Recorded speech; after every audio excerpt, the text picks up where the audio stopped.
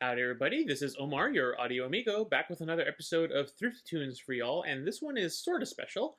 The first review I ever did on this channel was the Wan'Er Studio Edition, so I have a bit of a personal connection with the famous Chinese poet here.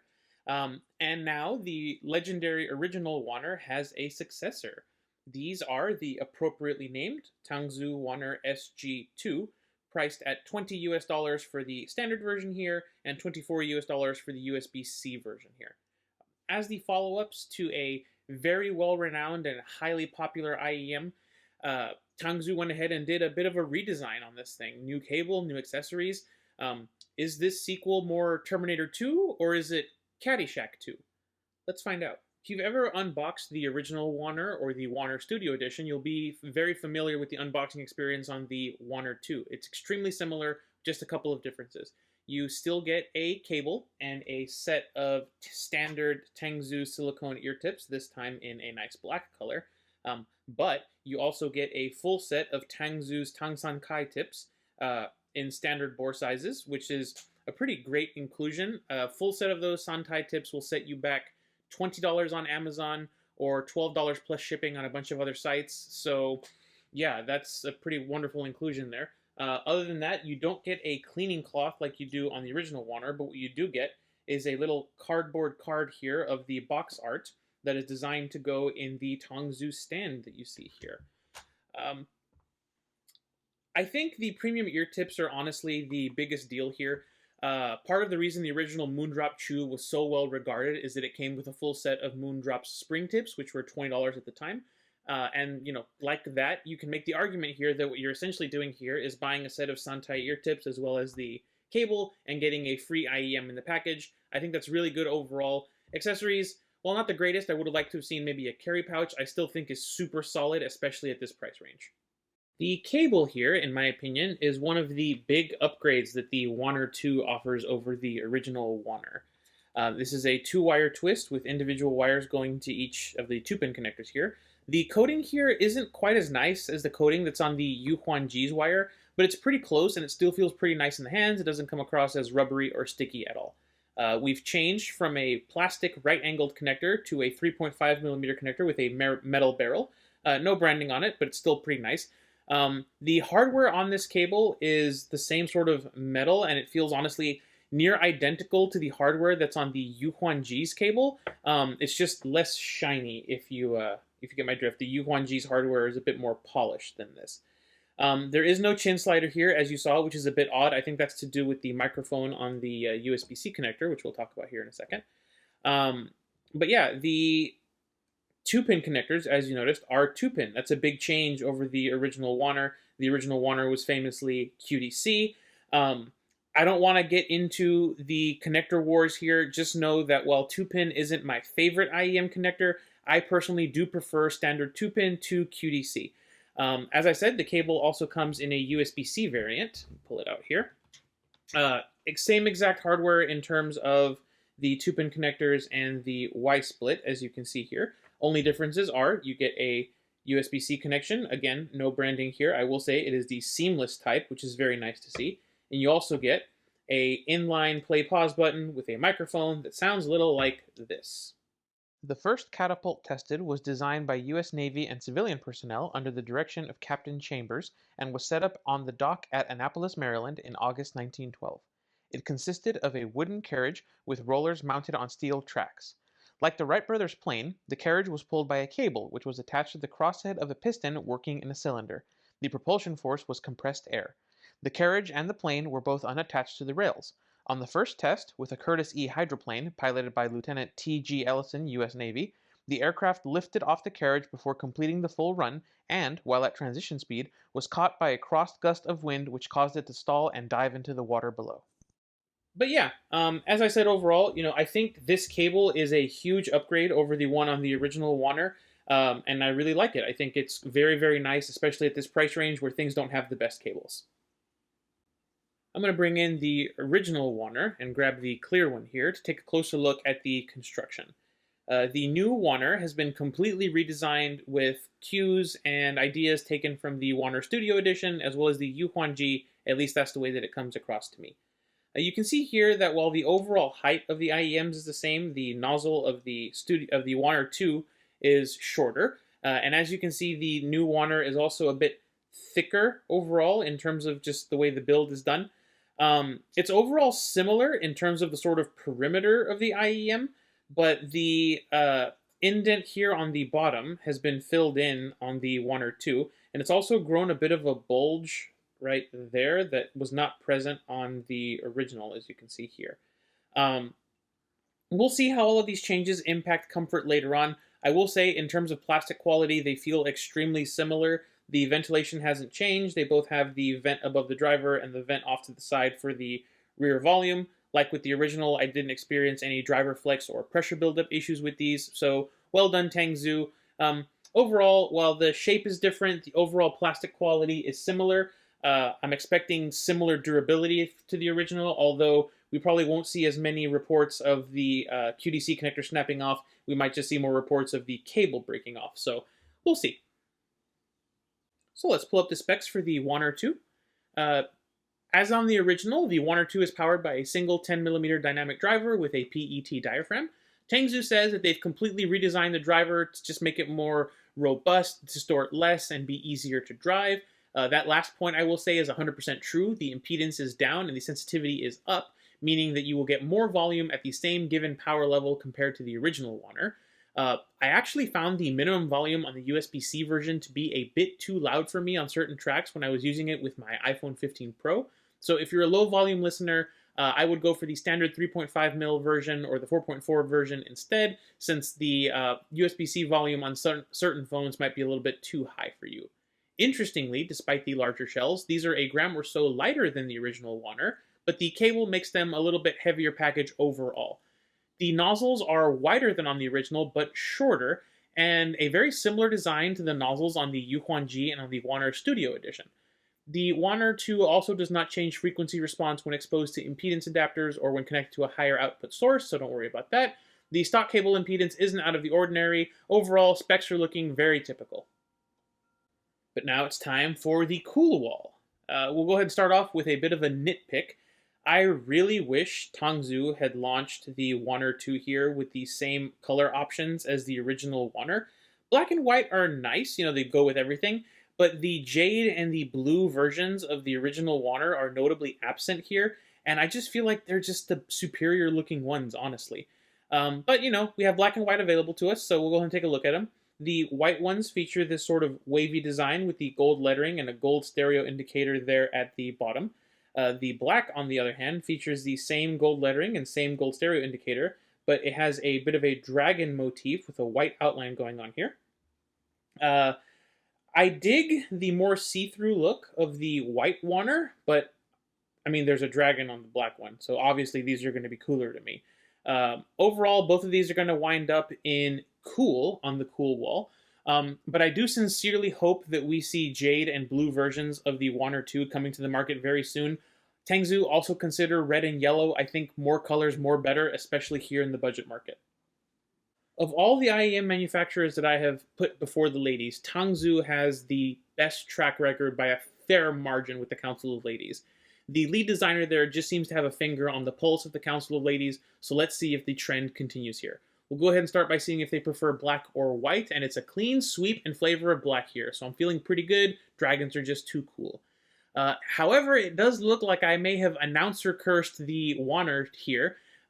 2 pretties, 3 mehs. I think this is the weakest showing overall for any Tangzu IEM for the Council of Ladies. Pretty negative. Same score overall in terms of compliments, so let's go ahead and check on their thoughts to see what we can glean here. It looks like the design might be a bit too subtle, with the white lines on black being a bit hard to see unless you're really close.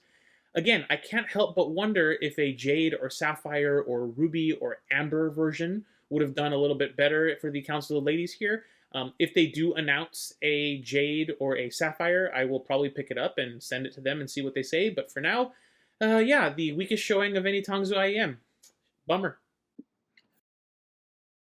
Been completely redesigned and the nozzles are different. All of those changes were made, according to Tangzu, to increase comfort and make it fit more people better, at least according to their marketing material. I'm not the best person to evaluate this. Both the original Wan'Er, which is here, and the new Wan'Er fit me just fine. I had zero issues in comfort with both of them. I was able to wear all versions of the Wan'Er for very long periods of time with no issues, and due to my larger ears, I honestly couldn't really tell a comfort difference between the original and the new one, and the studio edition for that matter. My wife, however, did have some opinions. So she prefers the ear hooks on the newer Wan'Er. They fit her much better, they're much more comfortable according to her, but she prefers the overall fit, actually, of the original Wan'Er, and that is entirely down to the nozzles. So the nozzles on the new Wan'Er are a tiny bit wider, and they're a little bit shorter, and what that means is, for her, these felt just bigger in her ears overall compared to these. She was able to wear these for longer periods of time. She told me that if she could pick a sort of dream combination, it would be the cable from these on these in terms of comfort. You can't do that because the connectors are different. I mean, you can do it, it's just not ideal. But that's what she said. She went ahead and passed both of these on the tiny ears test because she could wear them. These were just a little bit more uncomfortable than these because of those nozzles. So if you have smaller ears like my wife does, keep that in mind. So time to talk about how these sound real quick. I just wanted to say the USB-C cable here is not doing any DSP correction or DSP EQing on the Wan'Er 2. I measured both sets with both cables, and I found that there was essentially no difference between the analog cable and the USB-C cable here in terms of sound. So with that out of the way, let's go ahead and talk bass. The bass presentation here on the Wan'Er 2 is, I would say, nicely boosted, but not overdone.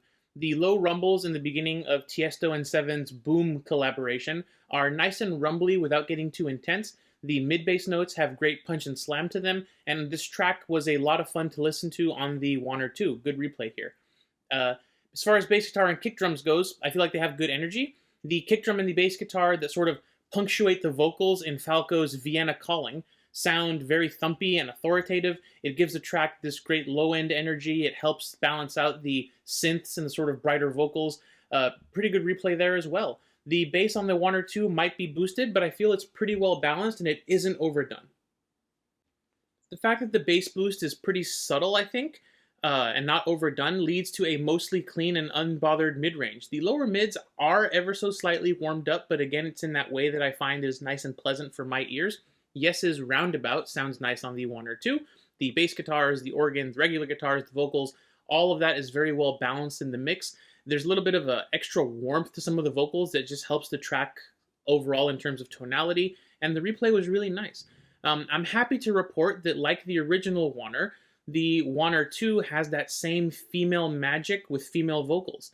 They've recreated it very well here in the new version. Otto's Odo sounds energetic, lively, powerful, just kind of like its predecessor. It puts a spotlight on those vocals. It shows you the astounding vocal tricks that she's capable of doing, and it does nothing to push them back or hide them in comparison to the instrumentals. The mid-range tonality of the Wan'Er 2 overall does lean towards those emphasized female vocals, but that's part of what made the original special, so I'm all for that. Again, following in the footsteps of the original, we find that the Wan'Er 2 also emphasizes female vocal harmonics in that same kind of really pleasant way. Connie Francis's classic Guaglione has plenty of instances where she reaches up towards the top of her range and she throws off some wonderful harmonics with vibrato, sustained notes. All of those harmonics sound forward and emphasized, but they don't become overly thin or nasal in tonality. I feel that they're very well controlled while being very forward. The percussion and upper instrument harmonics here are a little bit further back by comparison, but I don't necessarily feel like they're missing in action. The late Taylor Hawkins has a tambourine on his drum kit that he hits during the verses of the Foo Fighters' Learn to Fly. It's a great little touch, adds good dimensionality to the track, and the harmonics that echo as it's hit I feel are very well replayed here on the Wan'Er 2. It doesn't have a fatiguing or overpowering presence to it like it can on some brighter sounding sets. I do wish it had a little bit more sparkle and presence, just sound a bit crispier. That along with the rest of the cymbals in this track, but I don't feel like they're missing or that they're muffled in any way. Yeah, the treble here is focused on female vocals, but again, it's not fatiguing to me at all, at least to my ears. It's quite laid back when it comes to most of the instrument and percussion harmonics. I think it's a pretty good treble presentation if you're treble sensitive. In terms of technicals, the Wan'Er 2's low-end performance is quite good at resolving low-energy details. Charles Mingus's bass work in the live version of I've Got You Under My Skin with the quintet at Massey Hall has lots of subtle finger texture, string buzzing, and all of that sort of hiding underneath the electronic hiss of the early microphone setup that they were using at the time. I feel like the Wan'Er actually did a pretty good job managing to resolve all of that detail despite the sort of hiss of the microphone. At the opposite end of the spectrum, I ran it through my classic Waltz for Debbie test, and while it picked up some of the more obvious sort of glassware sounds, I found that it actually did better with some of the quiet conversation in the background compared to the glassware. I would say it's not a bad showing for a budget single dynamic set.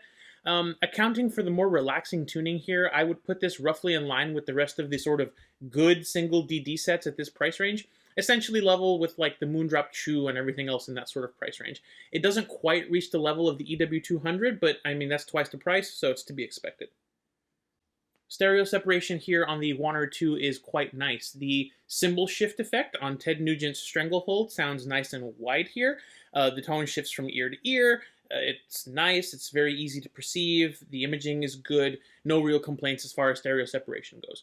In terms of perceived 3D soundstage, the Wan'Er won't necessarily elevate well-mastered tracks, but I was actually quite happy with the replay on Steely Dan's Cousin Dupree. I was able to pick out which instruments are where with very little trouble. While the soundstage might not be the widest, the tallest, or even the deepest, I don't feel like it's bad at all considering how much this set costs, and I would say it's roughly in line with the other sets at this price point. So, the Wan'Er 2 here draws a lot of inspiration from its predecessor. It's what I would describe as a vocal-centric V-shaped tuning with boosted bass and treble, with extra sparkle on the female vocals in particular. I've got the main competitors and the price range lined up as well as its predecessor, so let's get started. And here she is, the original Tangzu Wan'Er S.G. This is the Jade version, priced at $19 US. Now, I'm going to say right off the bat, sonically speaking, the Wan'Er and the Wan'Er 2 are nearly identical. I spent a lot of time A-Bing these back and forth, volume matched. The only differences I could really find was that there was a tiny bit more sparkle and shine on some percussion and instrument harmonics on the Wan'Er 2 compared to the original. It's not so much that I feel it completely alters the tuning profile of these sets, and these two are essentially the same. The Wan'Er 2 has a better cable, it comes with a better set of ear tips, and it might be better built. The jury's still out on that one. It's nice to see that they're only charging $1 more for this, and that the sort of musical spirit of the original Wan'Er is still alive and well here. What I will say is if you have the original Wan'Er and you're sort of looking at this, don't bother. It's going to be largely the same sound. It's not really an upgrade. Only reason I would say get these is if you're looking at getting a set of Sankai tips and you can't find them on sale at a normal store, then yeah, maybe grab these and grab a free IEM. Next, I want to bring in a DSP contender since the Wan'Er 2 is available with a USB C cable now. This is the Tanchjim Bunny, priced at $22 US for the DSP version. The first thing I'm going to say is if you're looking for a straight-up USB-C IEM to use mostly with a mobile phone, and as you're a low-volume listener, the Bunny is the better option. On my iPhone 15 Pro, the minimum volume on the Bunny was much lower than the minimum volume on the Wan'Er 2. The Wan'Er 2 was just a little bit too loud with certain songs in certain situations, and I couldn't physically lower the volume anymore without it being completely muted. I kind of wish I had more volume notches here. I didn't have that issue with the Bunny DSP. The Bunny DSP also lets you tweak the sound and the tuning presets, and you can even have custom EQ profiles thanks to that app. I honestly think having an app that lets you tweak the sound should be a requirement for all USB-C IEMs. It's just so nice to have. In terms of tuning, if you're using the popular preset on the Bunny, you can sort of kind of approximate the Wan'Er 2, but even then they're not, I would say, the same. The Bunny is brighter and leaner sounding. It's just thinner in the lower mids and shinier up top. If treble details and airiness are what you're after, then the Bunny is the one to go for. If, however, you prefer a warmer, richer, lower mid-range presentation that really spotlights female vocals, the Wan'Er 2 is going to be the better choice here. Speaking of warmer, richer mids, we come to the 7Hz 02, currently priced at an MSRP of $25. As you can see, this is the 01. My 02 is still out on loan. However, Because the Wan'Er 2 and the original Wan'Er are essentially the same, I can use my detailed listening comparison notes that I have for the Wan'Er from my original review. So that's what I'm going off of here, just be aware. 02 is warmer overall than the Wan'Er 2, mostly thanks to a boosted sub-bass presentation and what I feel is a smoother, if slightly more balanced treble presentation here. No, it cannot match the Wan'Er 2 for vocals, and the Wan'Er 2 now comes with a superior cable and more premium ear tips. So it's a better contender now than I feel the original Wan'Er was. I feel that the Wan'Er 2 and the 02 can coexist. They're going for different sound profiles overall. The Wan'Er has a vocal focus, slightly subdued percussion and instrument harmonics. The 02 is straight up warm neutral, big present bass, smooth but balanced treble. Both of these can coexist. I feel like the choice is going to come down to what tuning you want. Finally, we have the Moondrop Chu 2. This is the Chu 1. Same thing applies. These two are the same, so I use my detailed comparison notes from this versus the Chu 2 since my Chu 2 is currently out on loan. Chu 2, like every other Moondrop product, has seen a price increase and is now sitting at $23 US. These two are both similar in that they're both V-shaped tunings, but the difference is where they allocate their energy in the sort of upper mids and treble.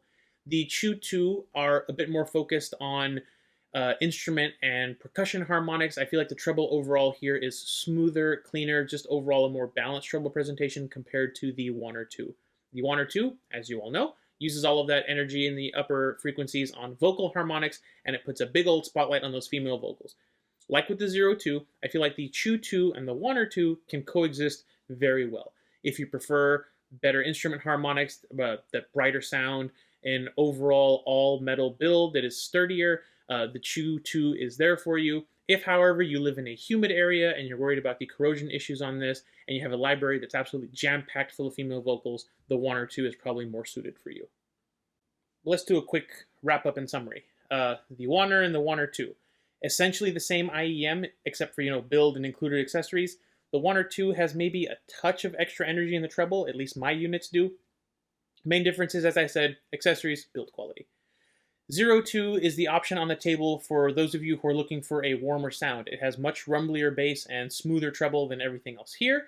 The Chu 2 continues to be, in my opinion, the best example of a just straight up well-executed V-shaped tuning, very smooth treble, great sparkle, good balance overall.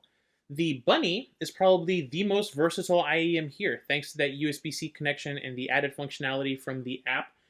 It's my choice if you're looking for something that you just want to plug straight into a smartphone, as that USB C connection is just really convenient and they let you have full usage of it in the app. The budget market is honestly really spoiled for choice right now. If you own any of these, you got yourself a pretty great IEM. You shouldn't feel bad about missing out on something here.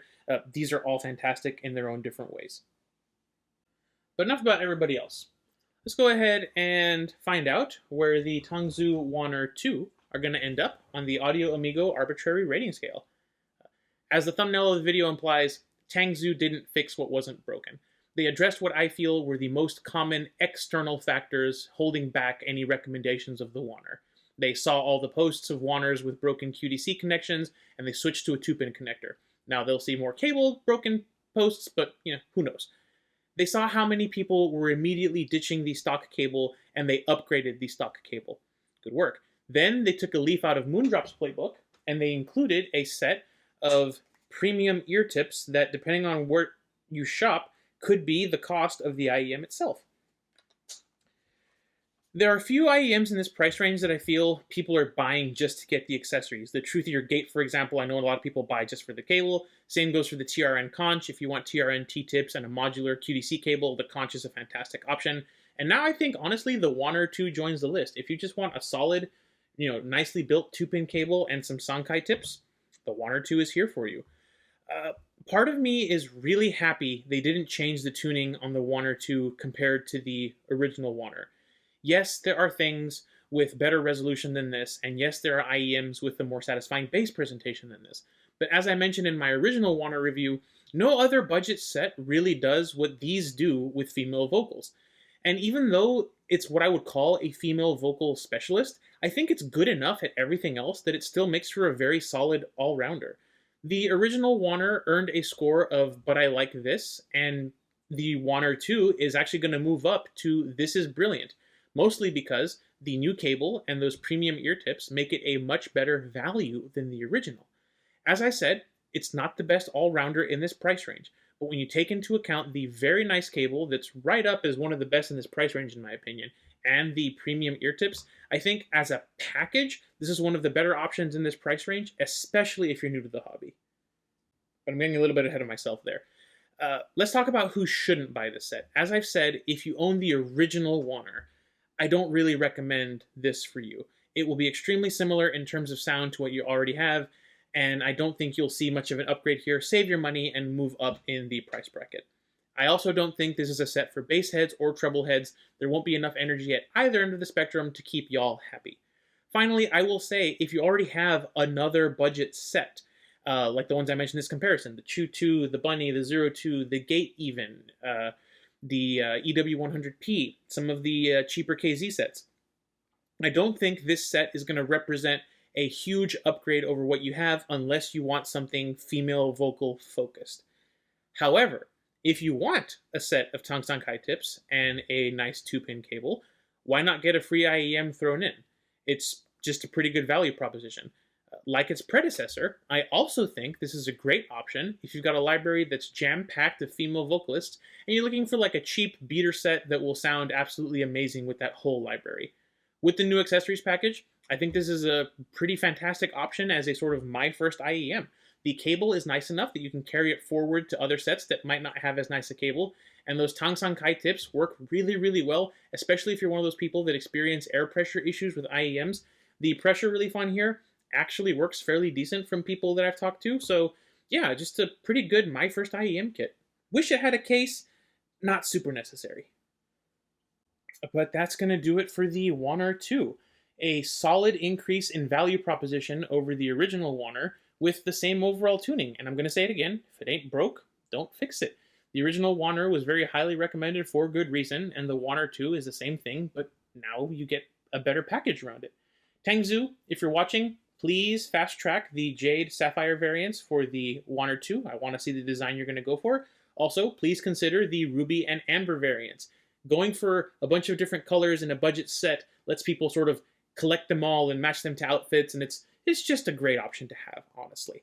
I think red and yellow would make great Wan'Er 2 colorways. But that's going to do it for me for today. I hope you all enjoyed the review. Thank you all so much for watching. This has been Omar with Audio Amigo Reviews, and I will catch y'all next time.